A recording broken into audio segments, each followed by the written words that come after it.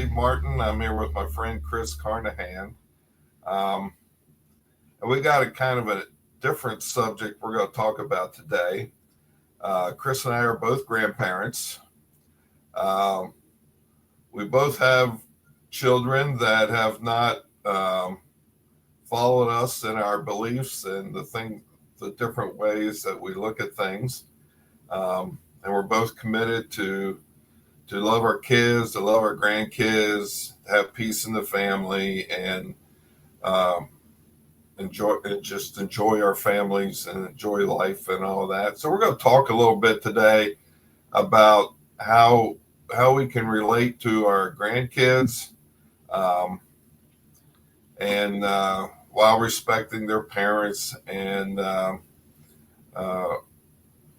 yeah. And so to get things started, Chris, how many grandkids do you have? We have 10. Okay. We're the oldest one will be 10 in August, and we have our caboose baby. That's what we call him, Grant. He's 7 months old. Okay. So we got them all stretched out between 7 months and 10 years old. Yeah, well, I got a little different situation. I have nine. The oldest one is turning 21 here Oh, wow. Yeah. well, that's not true either. She's my first granddaughter. My oldest grandson um, is um, 20, 24, 23, something like that. And he Yeah. also is the father of my great grandbaby. Oh, cool. And then my daughter's in the process of adopting Serenity, and she's 2. So we got quite of a widespread thing there. So yeah, talk a little bit how you relate to your grandchildren and some of those things. Well, my wife and I were Nana and Pops, and that's what they call us. Fortunately, I'm still in that place where I can get on the floor and play with them and roughhouse, and we don't get into deep subjects or anything like that. You always have to be mindful, of your audience, and so the way I've introduced father in those relationships is, I might be talking to him, and I might say that I'm thankful to God for you. I love you. God loves you. Those types of things with them. I know that the conversations will get fleshed out later on as they get a little bit older, and they have their own questions that once they've flown them by their parents, then they might include their grandparents, in some of those questions. Mm-hmm. But currently, we read books, and God is mentioned in those books. My wife loves the hymns and plays piano, and so she sings hymns. So they hear around us that we have a relationship with Father, and it's important to us, and I just feel like over time they'll probably become more interested in our viewpoints and how we look at that. So do you have any stories or anything a little bit how you flesh that out? Or Well, you mentioned this to me, and I kind of was thinking about different things. I remember first when Dean and I first began this journey, and what it's how it's transitioned and progressed over time. And we've talked about the frustration and anger we felt early on because our organized systems, taught a certain message, and looking back, it wasn't accurate. And so we had frustrations with the organization of religion. And then came that part where, you got to a place where you felt like you had to correct everything. mm-hmm. And you had to correct everybody around you, their thinking on these, the knowledge puffs up. Well, that was the stage I was definitely in. I thought I had a bunch of answers and these people were going to love hearing it, in my family and stuff. And they didn't. And we know that. But I do remember not intending to, but scaring a loved one in the family. I was being rather aggressive with what I believe and what I wouldn't no longer be a part of and so forth. And that person who I love and is an awesome person, she asked me if I would not share these things with her children. Okay. And I can remember being taken aback a little bit. But in retrospect, I'm looking back and going, well, of course she said that to me. I mean, I probably looked like a rabid dog to her, telling her, you've got the 10 Commandments up on your refrigerator and you're making sure your kids learn them and it's not even for you. Mm-hmm. Great, to live by, it's going to make life easier to live by those, but it's not, rules written directly for you. And then there's a deeper question around the 10 Commandments. Let's get there. Yeah. So I remember that, and I look back on it, and there's a little bit of, I wish I'd have been a little bit more patient, and I could have been more gracious in how I was sharing what I was going through. But of course, that was the process. And today I'm in this really good place where I don't feel that need to correct or to offer other insights if I don't feel like I need to. I have gotten into conversations with my children and, they've prompted me with questions about where are you at now? They know, Dad, me, that I'm different in than what I used to be and what I held. And they seem very comfortable with it. Our oldest son has joined the Catholic Church. His children are in the Catholic school organization. We have found it to be full of wonderful, well-meaning people. And if an opportunity in some way or another where a person was asking me questions about where I go or what I do, I feel very comfortable with, an explanation of where I am today. And I'm just not threatened by it like I was before. So how does your belief in the sovereignty of God and the salvation of all impact how you relate to your family? Well,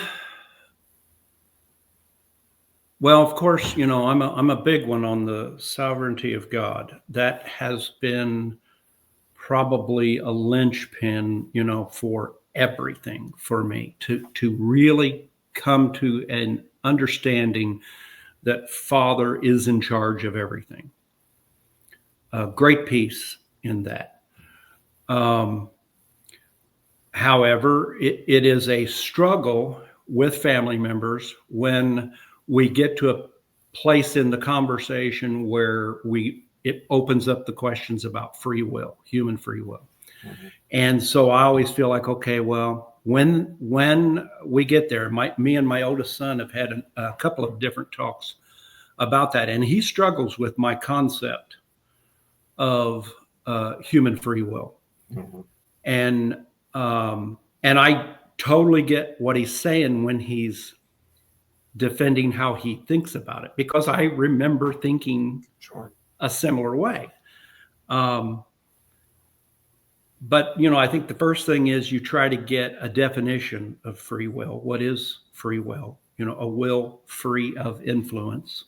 Mm-hmm. Try to get the individual you're talking to understand that that's what you mean when we talk about free will. Because a lot of times people don't think about free will just means I chose correctly, or I choose to do this. Another member of my family talks about free will, but then she turns the language always into, well, I choose to do this and I choose to do that.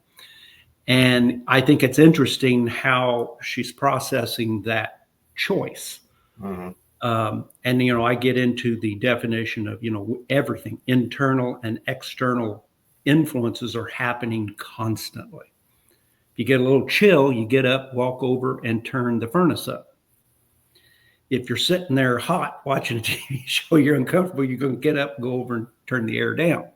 Right. We are influenced constantly.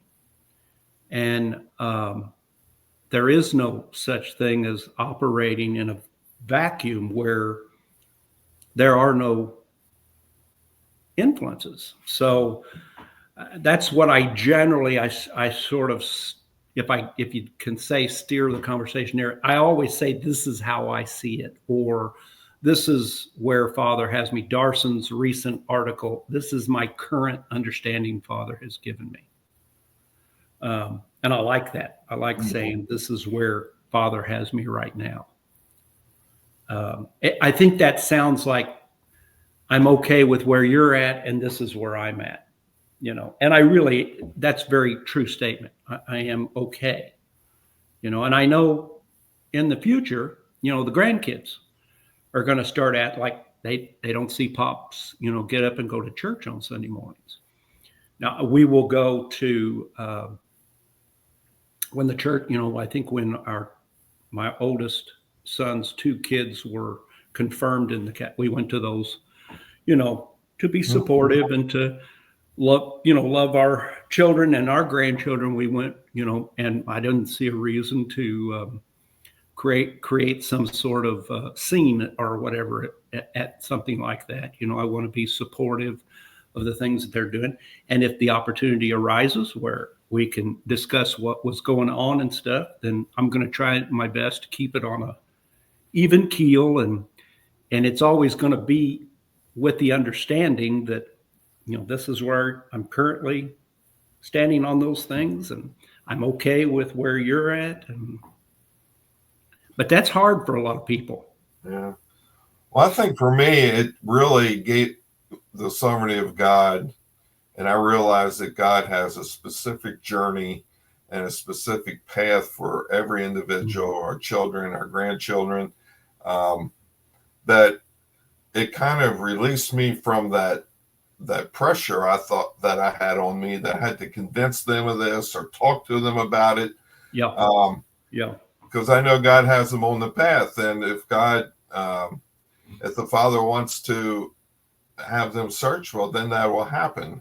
Yeah. And meanwhile, I can love them. Like you, we went to our kids' baptisms, our grandkids' baptisms, and you just, I just kind of turned off the message and just tried to be there for the kids. Yep. And this is their journey, and I'm proud of them for this part of their journey. Yeah, exactly. And, if God has them on that, who am I to say anything or discourage them or whatever? So, and of course, the salvation of all, that you just know it's going to be okay.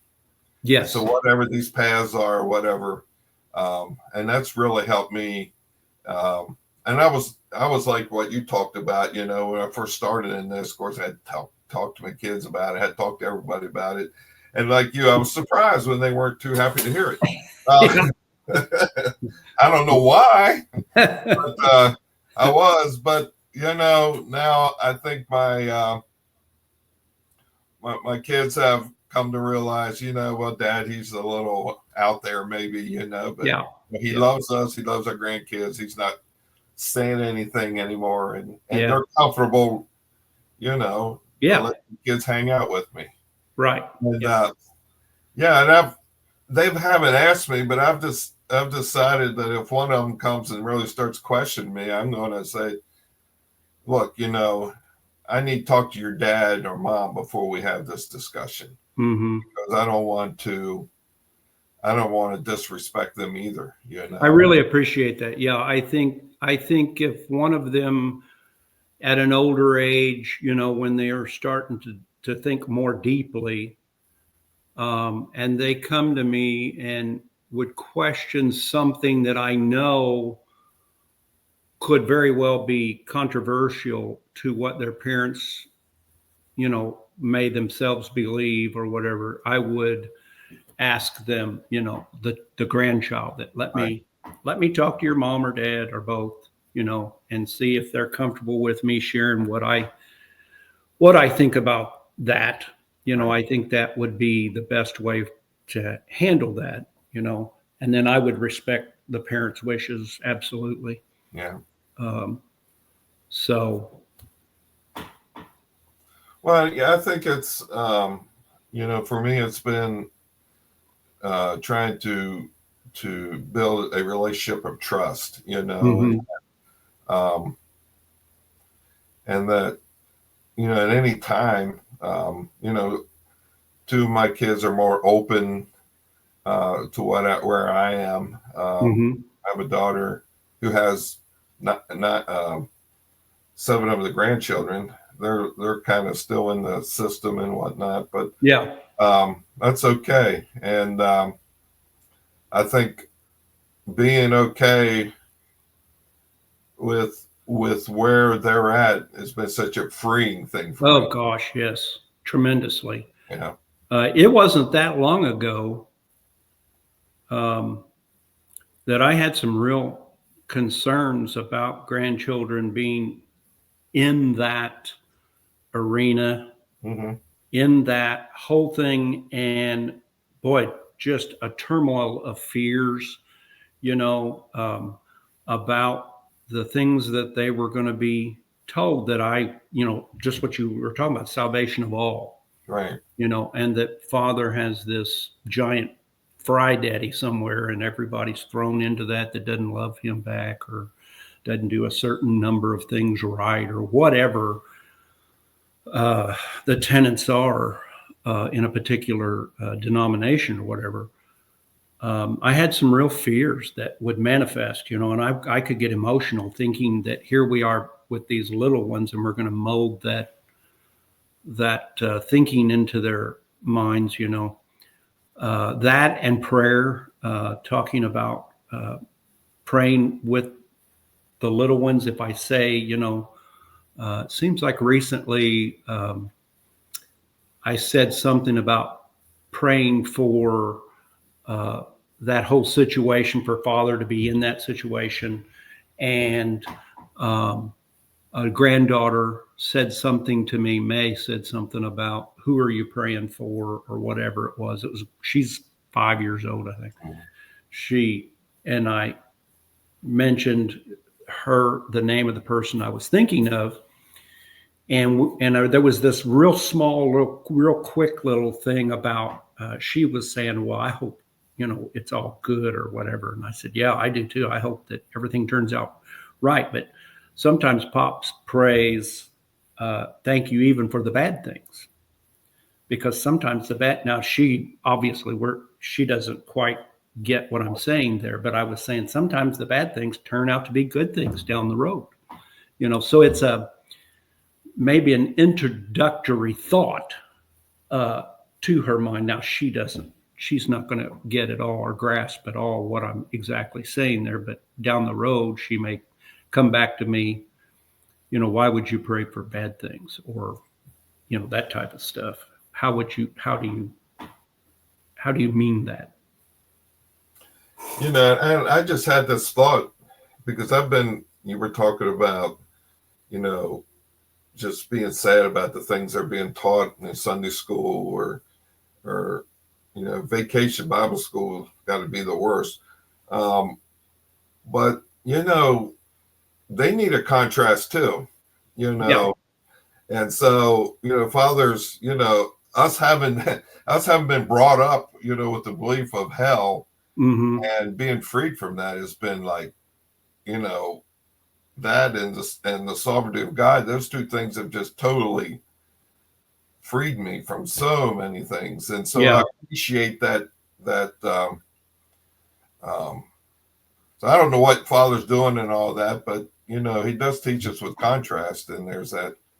Right. We are sort of an agent of contrast in our grandchildren's lives. Right. One of the I remember my father-in-law, who was just an awesome man. I loved my father-in-law and my mother-in-law both. They were wonderful people. I remember sitting in one of the very first home we bought, and we lived across the street from the little church that we went to. Great little church, great people in it. The pastor would walk over and sit on the front porch with me, and really fun time in our lives. But my father-in-law one day pointed at the church, and he was a member of the same church. He went there, and he said, God doesn't live there. That's not, and I was like, and this was long before my journey had started, a current journey. And I thought, yeah, I know I thought it was an odd statement, that he was making. Of course, now I've read so many places where God does not live in temples made by hands and all this stuff. And so what you're sharing reminds me that our grandchildren will grow up seeing people who access that relationship with Father by going somewhere, and us who access that relationship with Father wherever we are. Right. Where that is, it'll be interesting as time unfolds how they'll see that. Mm-hmm. But we would be a contrast to some of the other grandparents and aunts and uncles that they have in their lives, who will be going somewhere, and those you and I, who we access him everywhere. Right. So Yeah, and I'm sure they're being taught. We were taught, excuse me, that if you leave the umbrella of the church, you're headed down the path of destruction, and you're going to be robbing banks and doing all this stuff. Yeah. And to see the reality, the opposite reality of that, I think too can be they call me Pappy. Pappy's, he's all right, So, and again, an agent of contrast. right. When they hear that, and all they know from us is our love and picking them up and playing with them and hugging them and telling them we love them and kissing on them, and that's not consistent. That message doesn't work with this individual in my life. Yeah. So that'll be a hard sell for for some of them. They're like, no, that's not Pops, that's not Pappy. No. So so we it is funny, even by just our very presence and the way we conduct ourselves and the way we live our lives, we are that contrast without being without that pursuit of trying to change someone's thinking. We offer a different perspective, or the example that we live ends up being something of which can create questions, and I expect it to down the road, just because they see us in a different light. Yeah.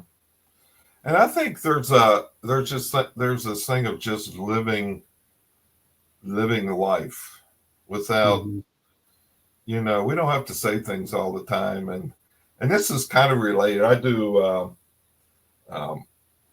fundraising for an organization down in South Carolina where they take at-risk boys, and they live in the woods for 18 months, and so, I do these newsletters, and people, say, well, you don't have anything in there about God or Jesus or any of that. And I said, well, this camp, they just live it.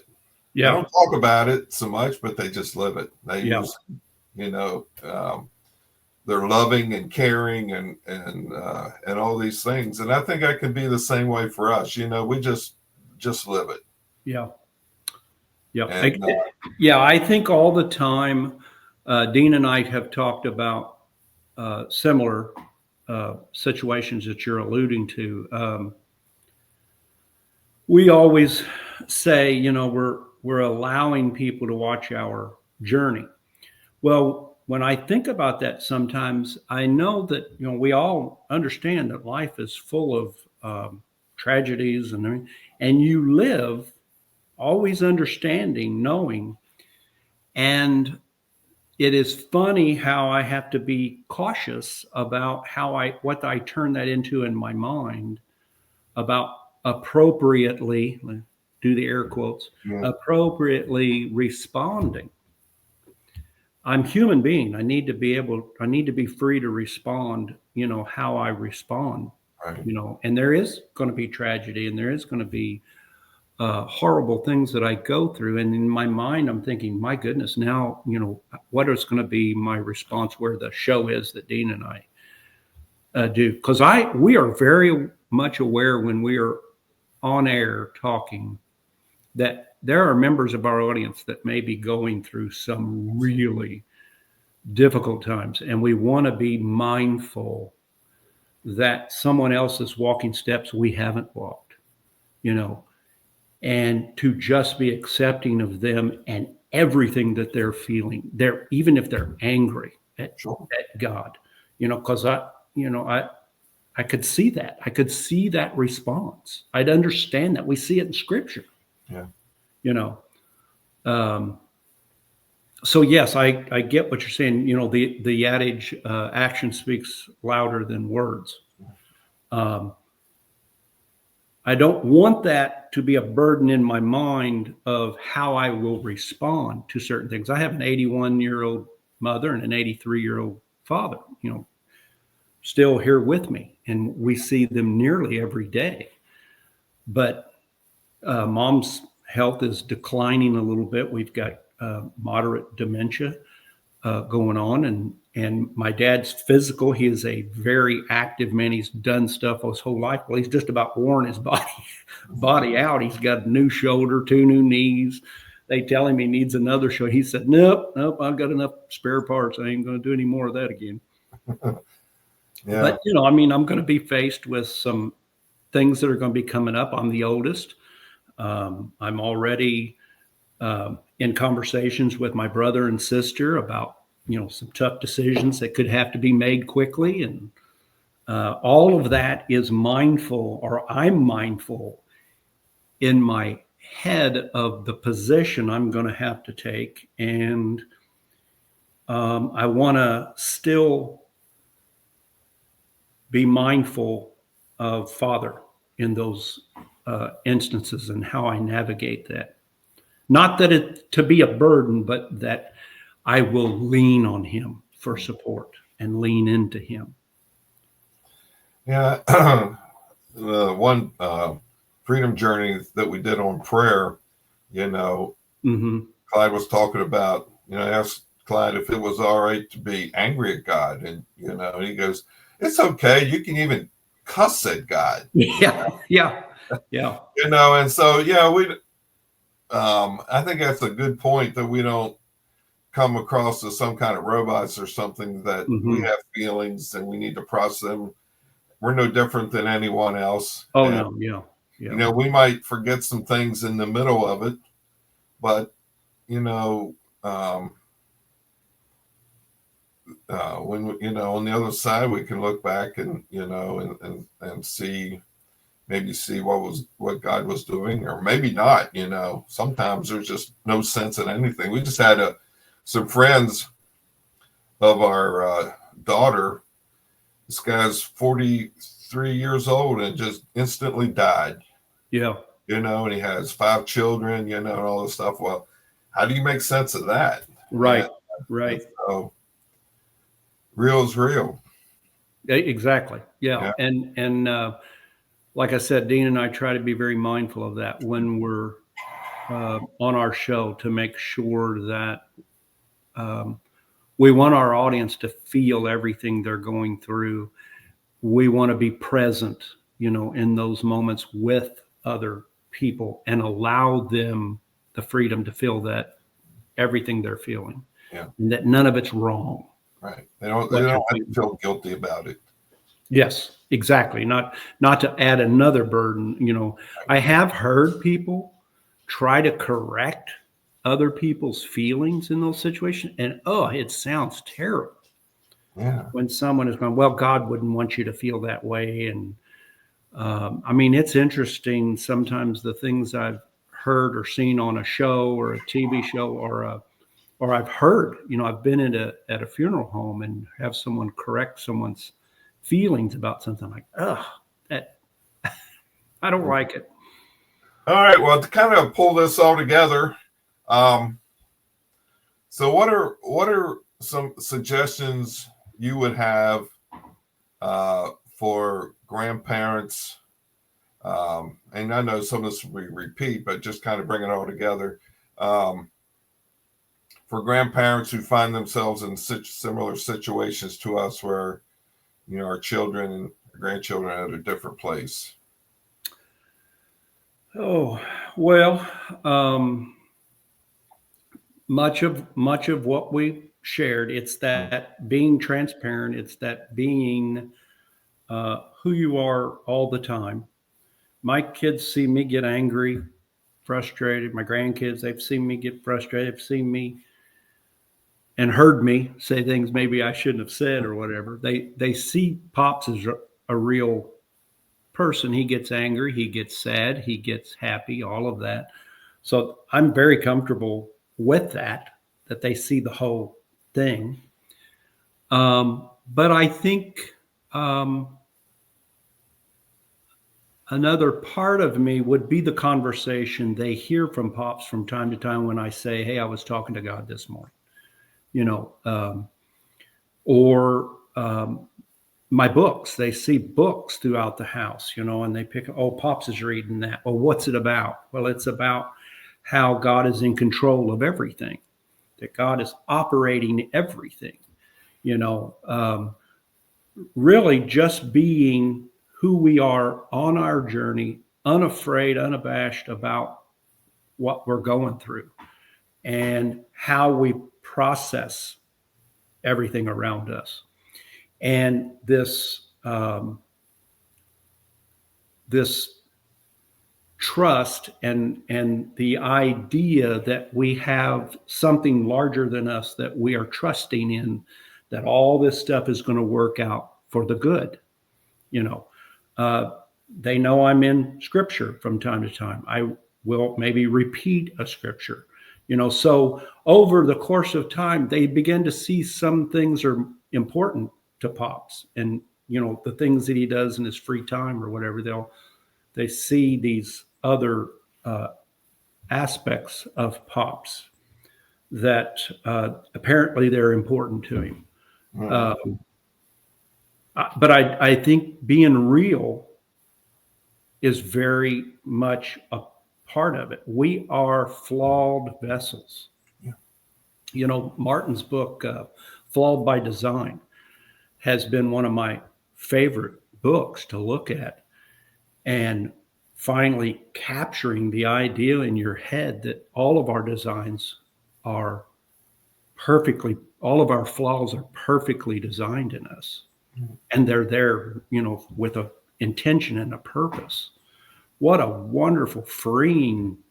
And then you can look at your grandchildren, and that's something I've examined my grandkids and their behaviors and how they respond. And they're so different. Mm-hmm. You got the really compliant grandchildren, you got the grandchildren who look at you and grin when you're telling them not to touch something, and I'm just amazed by seeing all these differences in each one of them, and knowing that, Father has placed all of that in that little one, and then we have some that are very strong-willed, and the parents tell us, oh my gosh, he's going to drive me nuts. And I'm going, hey, that strong will can be exasperating, but at the same time, they can be little leaders too as they grow up. If you kind of, mold that and watch it, keep the guardrails on there, there's a lot that you can do about that child being sort of a leader or something. Right. But I love all of that. I've always been fascinated with human nature and how we are are different than one another. And then all that whole group of pathologies that come out of our human nature. And so I think my main message would just be to be real, flaws and all, and that you are accepted by a loving Father, because he put those flaws in us, and he isn't upset with me. He's not unhappy with me. He's my biggest cheerleader. You know, the discussions will get more in depth. I'm sure you probably can attest. As your children got older, the questions get bigger and larger and require some conversation or whatever. But that's where I am today. Well, one thing that I just thought about that is big for me is, once I was able to discard this teaching of the evil nature, we're born with this evil nature. Yes. And great book by Knock. Yeah. And the fact that, our nature is not our problem. It's our weaknesses. It's our, those flaws in us that God designed in us. And so once you realize that, these little kids aren't little demons or little devils that we need to beat it out of them. Right. Exactly. Yes. They got their nature. They're made in the image of God. Yep. But like the rest of us, they have certain flaws and certain, weaknesses that God put in them. Yeah. And who are we to beat it out of them, Right, exactly. It's there purposefully. It's there intentionally. Yeah. I think you can be a part of that process as a parent or a grandparent, to just talk about a strong-willed child in a negative way. I'm thinking, well, a strong-willed child might be a strong leader someday, so let's maybe take a step back and see the positives that can be, shaped or molded in a strong-willed child, instead of medicating them and all this other stuff that we do. Well, and I think you approach it from a whole different way it becomes a way of, like you said, molding them, some guidance, direction, and sometimes there's discipline because you just can't let them run loose. Right. But you look at it completely differently. This is who God made this kid to be. And so how can we be part of that process? And to me, that was so freeing when I when I read that book, and I'll try to link it below. But, I think I wrote somewhere that I was at a party once and there was this cute little girl running around and, just doing little girl things. And one guy says, she's cute and all, but, someday she's going to have to, she's got an evil nature that's going to have to be taken care of or whatever, Yeah. That was the first time I really thought about that. And I'm like, what's wrong with us? Yeah. What? I mean, that poor girl is up against that right off the bat. Well, that's not going to help the situation. Yeah. Terrible. Yeah. And so, we realize, the sovereignty of God, where we're all where we're supposed to be. We're all on this beautiful journey that's going to have a beautiful end, no matter how hard the journey might be. Yeah. I remember one of the BSN's recent BSN. It might have been maybe 6-7 weeks ago. I can't remember exactly, but Clyde shares the thought that in this life, sin is really just a nuisance. Yeah. And I liked that. It took some of the, if you will, the power away from sin. It made it, like if you've ever fished on a bank and you're constantly waving the gnats away or getting away, that's what sin. It's a nuisance that we are forced to deal with, that we live with.